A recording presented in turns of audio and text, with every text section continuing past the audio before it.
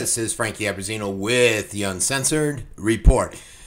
Come to you about EMP. You know, I've done a few reports on EMP and some of the concerns that I've had going back to when there was an attack in California on a grid, and then shortly after that in Mexico, where 50,000 people lost electricity.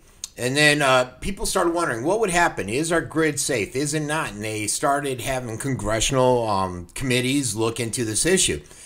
And there's a few reports out there. Nothing's been done on any of them. I remember one report said that basically there's two manufacturers of this one product, and I cannot remember for the life of me, that we would need. And if it's taken out at the 9 different grid points, that it would take about 6 months to reproduce. And it may not even happen that fast, depending on the relations with the country and all that good stuff. So, Federal EMP Commission, they came out and they were tasked with putting together a report, and they looked at the smallest EMP attack and the impact it would have on our grid, on our system.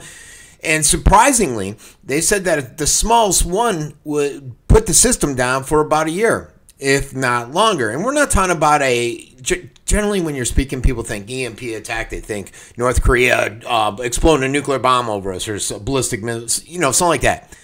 It can also be from the sun. And from what I'm hearing, we're totally unprepared. This report, and I'm going to put a link below where you can go see the report, basically came out and said it would be devastating to the entire population. This EMP Commission said that there's a threat to basically everybody, and it would jeopardize modern civilization. The report, let me pull it up a little bit. Some of the lines that I thought was interesting said the United States present and continuing existential threat from naturally occurring and man-made electromagnetic pulse assaults. So it's not just the military, it could be the sun, and related attacks on military and critical national infrastructures. A nationwide blackout of the electrical power grid could last, they said, plausible up to 1 year. What I found interesting in this report is this one line where it says, you know, a lot of us sit here and think, well, I got a generator. I'm good to go. If there's an EMP, I got a generator. Not necessarily true, because according to this report, generators, uninterruptible power supplies, renewable energy grid components would not work. The renewable I get because there is you need some form of electricity to get the power to work. And they noted that one of the biggest issues as to why we would suffer so much is because the U.S. population, doesn't know how to survive. We don't know your basic survival skills. Virtually, we have none. And it's not like back in the 1800s when the U.S. Population was 60 million versus over 320 million. Those people, they had the skills, the assets, the knowledge that was necessary to go out, hunt for their food, forage for their food, if you will. They didn't have electricity, right? They had to do something. So there's 3 reports on this issue of the EMP attack that have been declassified by the Pentagon. And there's 7 more. So I said 9. I think it looks like there's 10.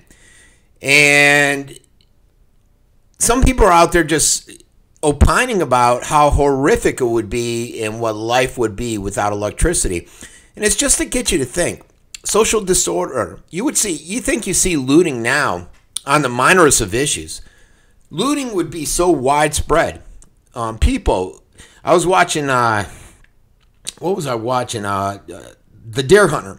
When the 3 escaped, 2 of them were coming, they got separated somehow, and Defoe, or what's his name? The Italian guy, he was carrying his friend up to the road. He put him on the truck, and you just saw this stream of refugees trying to flee one area.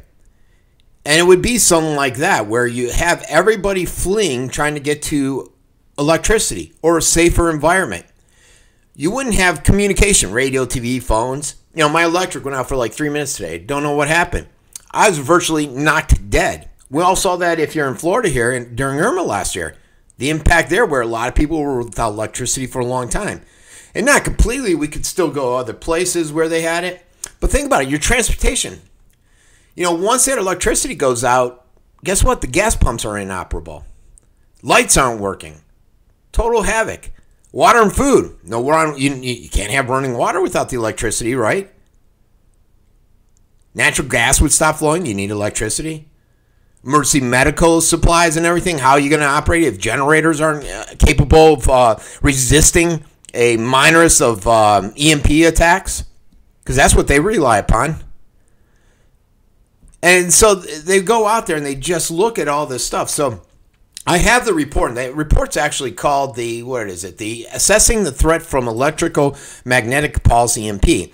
The link should be above this video, I think, or below, wherever it is, or on the website. Also, I put in a link on from this individual who, it's an article she wrote, Daisy, and she opines on why people should start thinking about prepping. And you can't just look at it as in being a prepper. You know, oh my God, the world's going to end, we got to prep. Not in that regard. Even prepping for the minorest things, like a Hurricane Irma. I know I was prepped enough so that when Irma happened last year, I had more than enough water. I had my backup electricity. I could run electricity off my car battery. I could, I had a lot more than most individuals. I did learn that I wasn't quite where I wanted to be in that kind of emergency. And I just, sat back and thought, wow, what if it was something more significant? I think my electric here only went out for like 6 hours. Some people were without it for like 10 days or more. So, food for thought. All right, everybody, this has been Francesco Abbruzzino with the Uncensored Report.